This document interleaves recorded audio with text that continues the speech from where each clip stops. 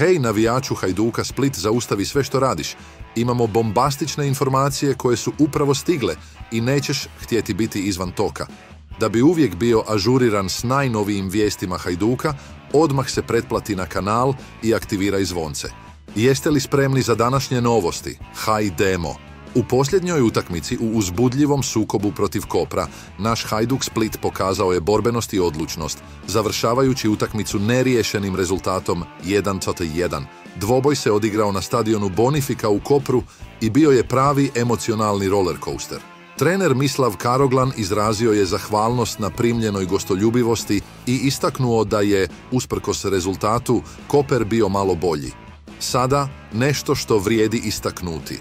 Mnogi naši igrači imali su priliku pokazati svoju vrijednost, čak i oni koji se bore s ozljedama ili drugim poteškoćama, poput Prpića i njegove borbe s virusom.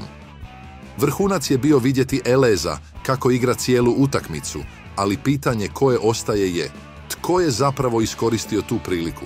I ne zaboravite ostavite svoj like da biste i dalje primali najnovije vijesti Hajduka Split iz prve ruke.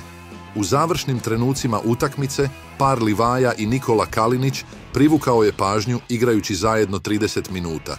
Trener Karoglan bio je ugodno iznenađen Kalinićevoj fizičkoj kondiciji. A mladi igrači dali su sve od sebe s izvanrednim nastupima Skoka i Brajkovića, pri čemu je ovaj potonji debitirao na poziciji braniča. Ali evo točke koja izaziva žamor među navijačima. Trener Karoglan priznao je da, iako su neke izvedbe bile ohrabrujuće, nije potpuno zadovoljan sa svim igračima.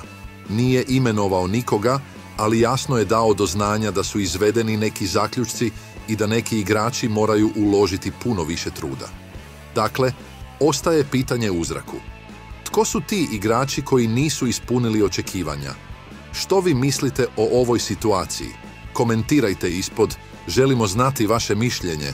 I zapamtite, ako želite uvijek biti u toku s najnovijim vijestima i kontroverzama Hajduka Split, pretplatite se na kanal. Do sljedećeg puta!